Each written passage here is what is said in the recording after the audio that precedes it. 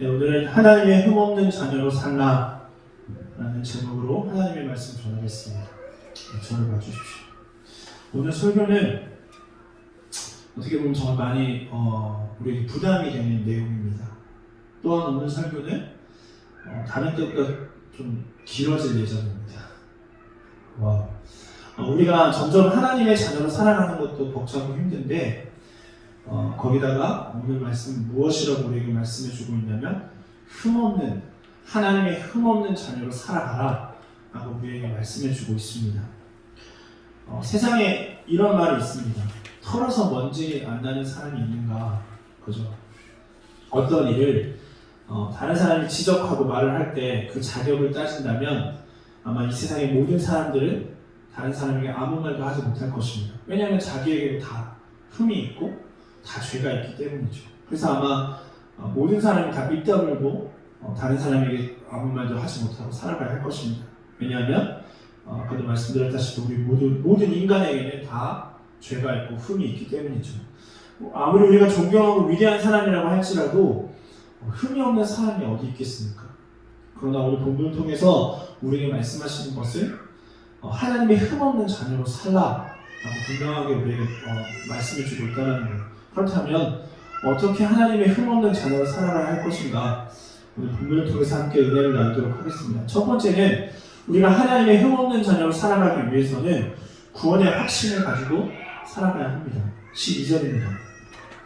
그러므로 나의 사랑하는 자들아 너희가 나 있을 때뿐 아니라 더욱 지금 나 없을 때에도 항상 복종하여 두렵고 떨림으로 너희 구원을 이루라 라고 말씀하고 있습니다. 그럼 질문이 생겨요.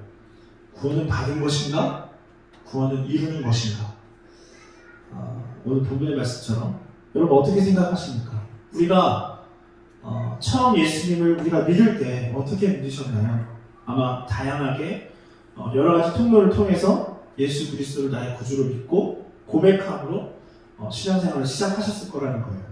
저 같은 경우는 이제 반강제적으로 할머님에 의해서 교회를 다니기 시작했지만 제가 교회를 처음 다닐 때부터 중학교 2학년 때부터 나의 구주는 예수 그리스도입니다 라고 교회를 다닌 건 아니에요.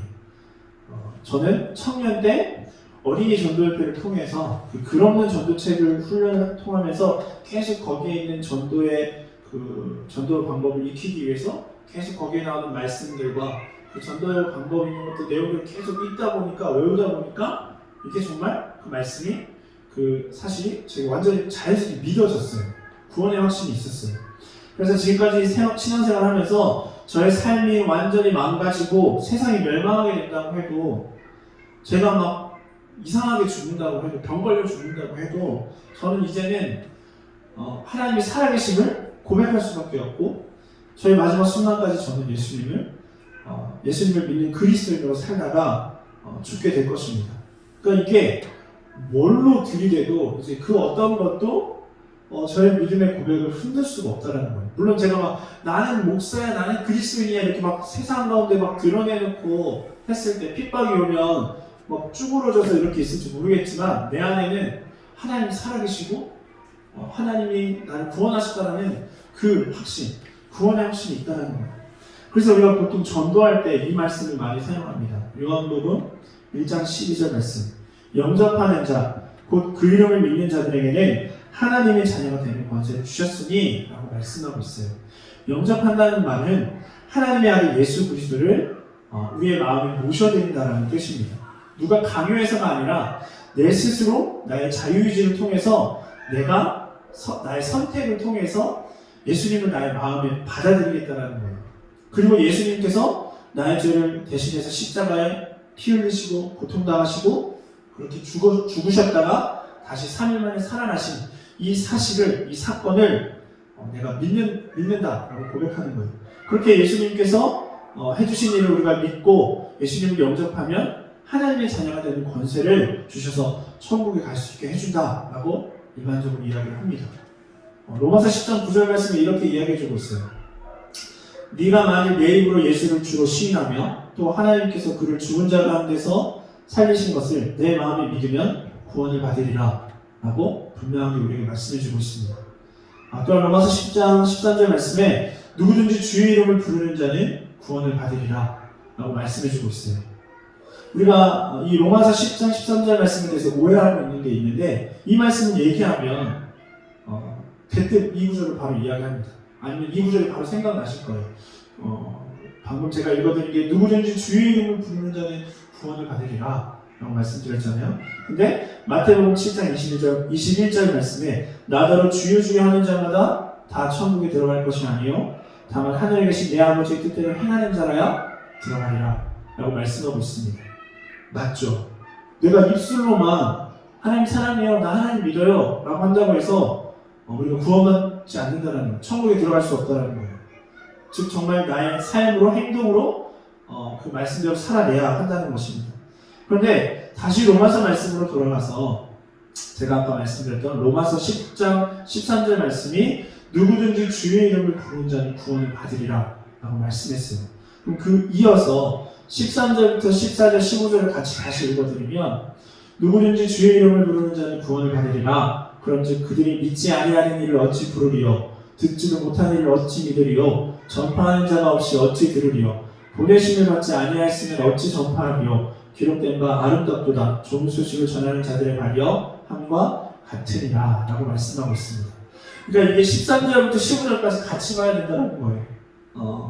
즉 로마서 10장 13절에 나오는 이 주의 이름을 부르는 자는 구원을 받으리라 라고 하는 사람들은 어떤 사람들이냐면 주님을 믿고 보내심을 받은 이들이 주님의 이름을 전파하는 소리라는 거예요. 그러니까 나 혼자는 주님을 믿습니다 주여 주여 부르는 그 말이 아니라 주님의 이름을 전하는 자, 그러니까 전도하는 자들을 이야기한다는 거예요. 그래서 주의 이름을 부르는 자는 좋은 소식을 전하는 아름다운 자들의 발이다 라고 이야기해주고 있다는 거예요. 다시 본문으로 돌아가서 그렇다면 우리가 이 12절 말씀에 구원을 이루라, 저도 이게 되게 궁금했거든요. 헷갈리고 구원을 이루라라는 말은 무슨 뜻인가? 여기서 이 이루다, 구원을 이루다라는 부분을 NIV 영어 성경입니다. 영어 성경에도 여러 가지 조금 버전이 있는데 NIV 성경을 보면 work out 이라는 단어를 사용하고 있어요. 뜻을 살펴보면 되다, 운동하다, 해결하다, 만들어내다 이런 뜻이 있고 헬라어로는요 카테가조마이라는 단어를 사용하는데 뜻은 완전히 일하다, 완수하다, 맞추다, 마치다, 성취하다 이런 뜻을 포함하고 있습니다. 즉 구원을 이루어 가라 라고 말할 수도 있고 구원을 완수해라, 구원을 성취해라 이렇게 이야기하고 있다는 거예요. 그래서 저는 이렇게 말하고 싶어요. 구원의 확신이 있는가, 구원을 이루어 가고 있는가 조금 다른 말일 수도 있지만 동일한 의미를 가지고 있다는 것입니다. 그래서 제가 질문을 하겠습니다. 마음속으로 대답하세요. 쉬운 볼 수 있으니까. 자, 하나님께서 들으실 겁니다. 여러분 지금 죽으시면 천국에 가실 수 있습니까? 갑자기 지진이 났어. 깔려서 죽었어. 천국에 가실 수 있습니까? 구원의 확신이 있으십니까? 이 질문 앞에 인간이란 존재는요 4가지의 형태로 나누어질 수 있습니다. 구원의 확신이 있으세요? 라고 물어봤을 때 4가지의 사람이 분류됐다는 거예요. 첫 번째는 구원받았고 그것을 알고 있는 사람, 두 번째는 구원받았고 그것을 모르는 사람, 세 번째는 구원받지 못했고 그것을 아는 사람, 네 번째는 구원받지도 못했고 그것을 모르는 사람. 이 4가지 부류 중에 가장 불쌍한 사람은 누구냐면 구원받지 못했는데 그 사실을 모르는 사람이라는 거예요. 자, 구원의 조건을 다시 한번 말씀드렸습니다. 자, 말씀드릴게요. 목사님이라고 장로님이라고 권사님이라고 해서 구원을 받는 게 아니라는 거예요. 내가 지금 하나님의 사역을 하고 있다고 구원을 받는 것이 아닙니다. 내가 헌금 생활하고 있고 예배 생활하고 있고 내가 교회 다니고 있다고 해서 구원받는 게 아닙니다. 내가 신앙생활 10년, 20년 했다고 해서 구원을 받는 게 아니라는 거예요. 그럼 무엇으로 구원받는가? 아까도 성경에서 정확하게 말씀해주고 있죠. 제가 말하는 거 아니에요. 하나님의 생명의 말씀, 성경에서 말씀해주고 있어요. 로마서 10장 9절 말씀입니다.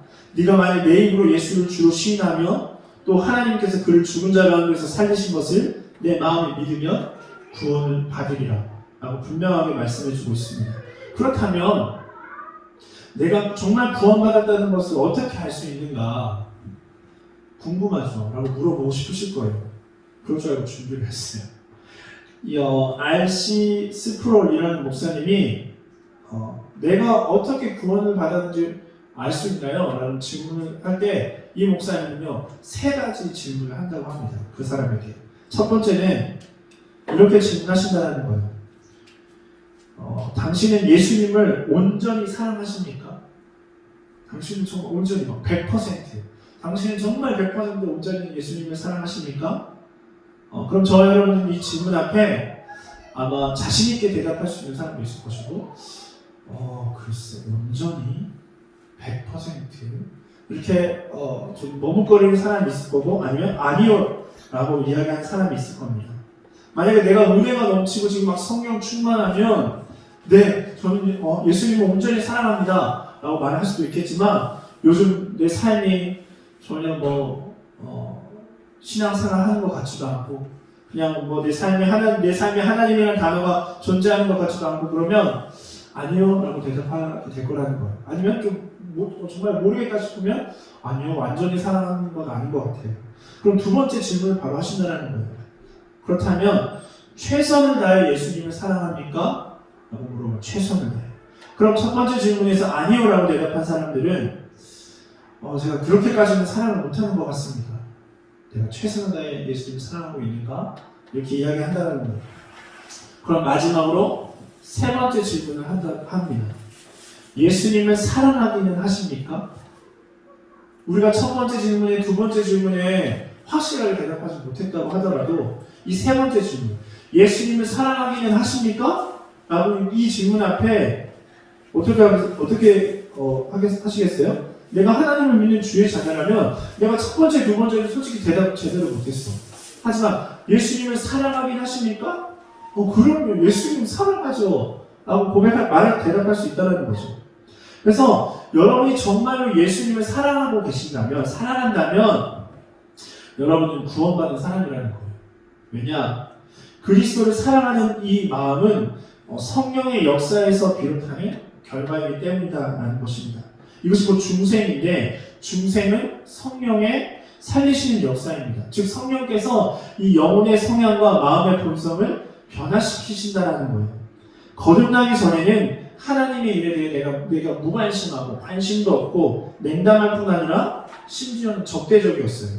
근데 거듭나지 않으면 하나님을 전적으로 사랑할 수가 없다는 거예요. 그 이유는 우리가 육신 안에 있고 육신은 하나님의 일을 사랑하지 않기 때문입니다. 하나님에 대한 사랑은 성령의 거듭나게 하시는 사역을 통해서 생겨나게 된다는 거예요. 그래서 로마서 5장 5절 말씀에 소망이 우리를 부끄럽게 하지 아니함은 우리에게 주신 성령으로 말미암아 하나님의 사랑이 우리 마음에 부음바 되리니 라고 말씀하고 있습니다. 즉 성령께서 우리 마음에 하나님을 사랑하는 그 마음을 계속 부어주신다는 거예요. 즉 내가 나 예수님 사랑해요 라고 고백하고 있다면, 네라고 대답했다면 그것은 내가 예수님을 사랑하는 것이 아니라 내 안에 계신 성령님을 통해서 성령님께서 예수님을 예수님을 해주시고 그 사랑할 수 있는 힘을 사랑할 수 있는 힘의 근원이 되어주신다는 말입니다. 따라서 예수 그리스도를 사랑하느냐는 질문에 비록 우리가 최선을 다해서 그분을 사랑하지는 못했지만, 우리가 세 번째 질문에 예수님을 사랑하긴 하십니까? 라는 그 질문에 네라고 대답한다면 저는 그 사람의 영혼 안에서 성령이 거듭나게 하시는 역사가 일어났다라고 확신할 수 있다는 것입니다. 왜냐하면 우리의 육신 안에는 예수 그리스도를 사랑할 힘이 없다는 거예요. 사랑할 수 없는 존재가 아니라는 거예요. 그런 능력이 우리 안에는 조금도 존재하지 않기 때문입니다. 오직 성령의 역사로만 인해서 우리가 예수님을 사랑한다고 고백할 수 있고 그렇게 나아갈 수 있다는 거예요. 그리고 내가 구원받았다는 것을 알 수 있는 것은 두 번째 방법은 뭐냐면 성령의 보증입니다. 지금까지 말한 대로 중생은 영혼의 성향을 변화시키는 성령의 사역을 가리킵니다. 그러나 성령께서는 중생을 통해서 우리의 마음과 우리를 변화시키실 뿐 아니라 구원의 확신에 대해서도 매우 중요한 또 다른 사역을 아울러 행해 주신다는 거예요. 고린도후서 5장 5절 말씀을 보면 곧 이것을 우리에게 이루게 하시고 보증으로 성령을 우리에게 주신 이는 하나님이시니라 라고 말씀하고 있어요. 여기서 보증이라는 단어가 중요한데, 이 보증이라는 단어는 헬라어를 보면 어떤 성경에는 이제 보증이라는 단어 대신 계약금이라고 번역한 성경도 있다고 합니다. 이 말은 고대 그리스에서 상업 용어로 사용되었는데, 오늘날 계약금이라고 한다면 이제 부동산 거래를 할 때 우리가 사용되는 단어이죠. 그래서 우리가 예를 들어서 매물로 나온 집에 관심이 있어서 계약을 하게 되면 매매업자는요, 이른바 계약금을 요구합니다. 왜냐하면 그들이 주택을 구매하겠다고 당신의 집을 사고 싶어요, 궁금해요, 그렇게 수많은 사람들이 말만 하고 괜히 시간만 허비하기를 원하지 않는다는 거죠. 정말 사고 싶다면 계약금을 지불하고 그 집을 꼭 살 생각이 있는 사람들을 만나길 원하는 거죠. 고린도서 5장 5절에 사용된 이 보증이라는 말도 성령께서 우리를 거듭나게 하실 때 단지 우리 어떤 영혼의 성향과 마음의 본성을 변화시키는 데 그치지 않으시고 완전하고 최종적인 구원을 보증하기 위해서 일종의 계약금을 치르신다는 거예요. 우리가 물건을 완전히 소유하려면, 내 걸로 만들려면 일정 기간 동안 할부금을 지불해야 합니다. 그죠? 물론 계약을 하고 몇 차례 돈을 지불한 뒤에도 계약이 취소되는 경우가 있어요. 계약 조건을 어겼다는 이유로 주택이나 자동차 소유권을 빼앗기기도 합니다. 그러니까 처음 계약금을 지불할 때 우리가 어떤 마음으로 어떤 약속을 하는 거예요? 내가 지금은 계약금만 지불하지만 이 전체 금액을 다 낼 거예요 라는 그 약속을 하는 거예요. 그 약속이 지켜져요. 근데 그 약속이 끝까지 지켜지지 않는 경우도 있다라는 거죠. 근데 하나님께서, 사람이 아닌 하나님이 무엇인가에 계약금을 지불하셨다면 그분의 말씀이 곧 그 계약금에 해당한다는 것입니다. 하나님은 전액을 다 지불하겠다고 약속하신 거예요. 이것이 바울이 사용한 보증이라는 용어의 의미입니다. 그러니까 성령께서 우리를 거듭나게 하실 때는 우리의 마음과 영혼과 의지를 변화시키는 데만 그치지 않으시고 친히 보증이 되어서 완전한, 그러니까 100% 구원의 실현을 약속하신다는 거예요. 한때 이런 말이 있었습니다. 제가 대전에 있을 때 큰 믿음 교회 변승호 목사님이라고 되게 막 엄청난 집중이 됐었어요. 근데 제가 알고 있기로는 거기서 말한 내용 중에 하나가 이거예요. 지금은 구원받았지만 앞으로 구원을 이룰 수도 있다. 그러니까 잃어버릴 수도 있다. 그러니까 어떤 사람들은 그 부분에 맞아. 왜냐하면 오늘 본문 말씀은 구원을 이루어가라고 이야기하시니까 우리가 처음에 구원의 확신을 얻었지만 나중에 구원을 잃어버릴 수도 있을 거야. 이렇게 이야기하는 사람도 있었어요. 근데 지금은 구원받았지만 앞으로 구원을 잃을지도 모른다라고 말하는 사람은 이 사실을 간과하는 거예요. 즉 그런 생각은 하나님이 친히 시작하신 일을 끝까지 매듭지으신다는 그 성경의 진리를 무시하는 처사다라는 것입니다. 그러니까 하나님이 계약금을 지불하셨다면 나머지도 온전히 지불될 거다라는 거죠. 이것이 구원의 확실한 토대라는 거예요. 그리고 내가 구원받았다는 것을 알 수 있는 것 세 번째는 왕이신 하나님의 인장입니다. 인장, 도장. 고린도후서 1장 15절부터 20절 말씀을 읽어드리면 내가 이 확신을 가지고 너희로 2번 은혜를 얻게 하기 위하여 너희에게 옮겼다가 너희를 지나 마게도냐로 갔다가 다시 마게도냐에서 너희에게 가서 너희의 도움으로 유대로 가기를 계획하였으니 이렇게 계획할 때에 어찌 경솔히 하였으리요. 꼭 계획하기를 육체를 따라 계획하여 예 하면서 아니라 하는 일이 내게 있느냐. 하나님은 미쁘시니라. 우리가 너희에게 하는 일이 내게 있겠느냐. 하나님은 미쁘시니라. 우리가 너희에게 한 말은 예하고 아니라 함이 없노라. 우리 곧 나와 실로아와 디모데로 말미암아 너희 가운데 전파된 하나님의 아들 예수 그리스도는 예하고 아니라 함이 되지 아니하셨으니 그에게는 예만 되었느니라. 하나님의 약속은 얼마든지 그리스도 안에서 예가 되니 그런즉 그로 말미암아 우리가 아멘하여 하나님께 영광을 돌리게 되느니라 라고 말씀하고 있는데 이게 바울이 무슨 말 하고 싶은 거냐면 그는 하나님의 약속은 절대 번복되는 법이 없다라고 말해주고 싶은 거예요. 그러니까 하나님은 그래 라고 했다가 아니다 라고 말씀하지 않으신다는 거예요. 그러니까 그분의 약속은 확고하다는 거죠. 그분이 한 번 약속하신 것은 반드시 지켜진다는 거예요. 지키시는 분이시라는 거예요. 왜냐하면 거룩하고 신실하신 하나님이 하신 약속이기 때문입니다. 바울은 그렇게 말하고 나서 또 이렇게 이야기합니다.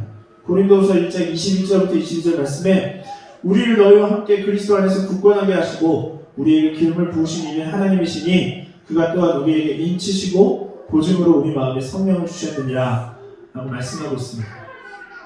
여기서 또 성령의 보증이 또다시 언급되는데, 그러나 우리에게는 성령의 보증만이 아니라 성령의 인치심 또한 있다는 거예요. 그러니까 중세시대 아까도 말씀드렸다시피 왕은 온 나라의 칙령을 선포할 때 거기에 인장을 찍죠. 인장을 찍습니다. 인장은 곧 왕의 서명이에요. 그래서 왕은 어떤 일정한 문양이나 형태가 새겨진 반지로 서명을 대신했습니다. 그래서 문서나 포고문 또는 칙령에 왕의 인장이 찍혀 있다면 그 문서는 뭐예요? 아, 이건 왕이 말한 거야 라고 어명으로 부인할 수 없는 증거가 되어주는 거죠. 그래서 바울은 앞서 인용한 고린도서 말씀을 통해서 우주의 왕이신 하나님이 선택받은 모든 사람의 영혼에 지울 수 없는 표시를 새겨놓으셨다라고 증언했습니다. 그래서 하나님은 우리에게 확실한 보증을 허락하셨을 뿐 아니라 구원의 날까지 우리에게 인을 치셨다라는 거예요. 인증하셨다라는 거예요. 마지막으로 내가 구원받았다는 것을 어떻게 알 수 있는가? 마지막은 성령의 내적 증언입니다. 그러니까 성령께서 증언해 주신다는 건데, 로마서 8장에 많은 위로가 되는 말씀이 있는데, 로마서 8장 14절부터 17절을 읽어드리면, 무릇 하나님의 영으로 인도함을 받는 사람은 곧 하나님의 아들이라. 너희는 다시 무서워하는 종의 영을 받지 아니하고 양자의 영을 받았으므로 우리가 아빠 아버지라고 부르짖느니라. 성령이 친히 우리의 영과 더불어 우리가 하나님의 자녀인 것을 증언하시나니, 자녀이면 또한 상속자 곧 하나님의 상속자요 그리스도와 함께한 상속자니 우리가 그와 함께 영광을 받기 위하여 고난도 함께 받아야 할 것이니라 라고 말씀하고 있습니다. 우리의 마음과 삶을 유심히 살펴서 성령의 열매가 있는지 또 삶이 얼마나 변화되었는지를 파악하려고 할 때는 우리의 안 밖에서 일어나고 있는 일들을 솔직히 평가해야 합니다. 물론 구원의 확신의 토대는 궁극적으로 성령의 내적 증거에서 비롯됩니다. 그 이유는 성령께서 우리의 영과 더불어 우리 안에서 하나님의 자녀인 것을 증언해 주신다는 거예요. 그럼 이런 증언이 악한 영이 아니라 성령으로부터 비롯한다는 것을 어떻게 알 수 있는가? 그리고 성령께서는 우리에게 어떤 방법으로 우리 안에서 너는 하나님의 자녀야, 너는 구원의 확신이 있어 라고 이렇게 말씀해 주고 있는가? 바로 성령께서는 이 생명의 말씀, 이 말씀을 통해서 우리에게 증언하셨다는 거예요. 말씀에서 멀어질수록 우리의 확신은요 더욱 줄어들 것입니다.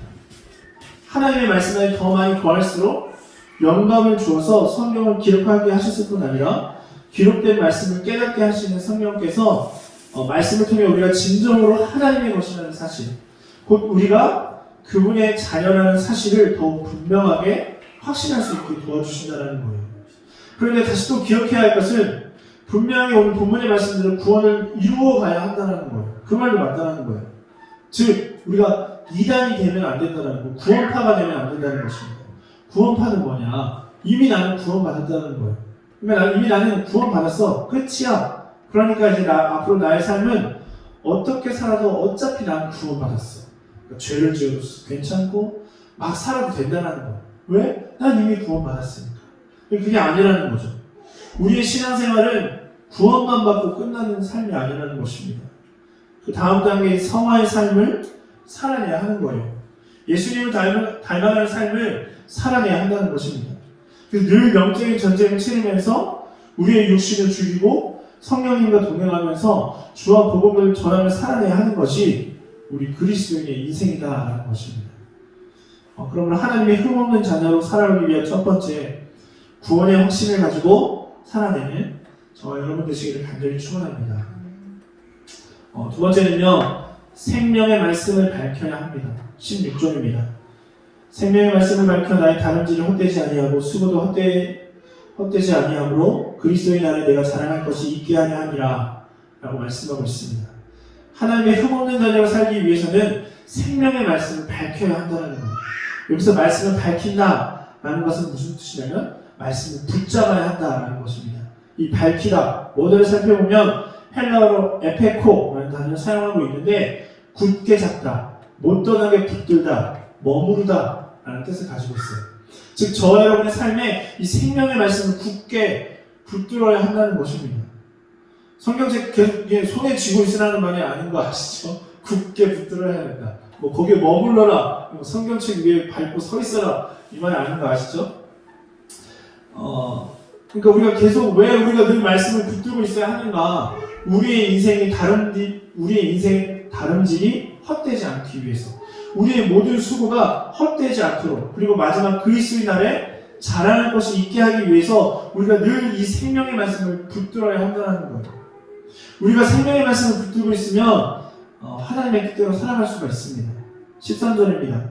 너희 안에서 행하시는 이는 하나님이시니 자기의 기쁘신 뜻을 위하여 너희에게 소원을 두고 행하게 하시나니 라고 말씀하고 있습니다. 먼저 우리가 하나님의 말씀을 가까이 함으로 붙들을 때에 하나님의 뜻을 알 수 있습니다. 그리고 그 하나님의 말씀에 순종하려고 합니다. 근데 때로는 그 하나님의 말씀이 나의 뜻과 안 맞을 수도 있죠. 근데 중요한 것은 우리 하나님은 독재자가 아니라는 거예요. 너 이렇게 해! 강제로 시키지 않으시는 분이라는 거예요. 어떻게 하신다는 거예요? 13절 말씀에 자기의 기쁘신 뜻을 위하여 우리에게 소원을 두고 행하게 하신다라고 말씀하고 있습니다. 즉 하나님이 우리에게 어떤 일을 맡기시고자 할 때, 하나님의 뜻을 이루고자 하실 때 소원하는 마음을 먼저 주신다는 거예요. 그럼 하나님의 자기의 기쁘신 뜻이 무엇인가? 디모데전서 2장 4절입니다.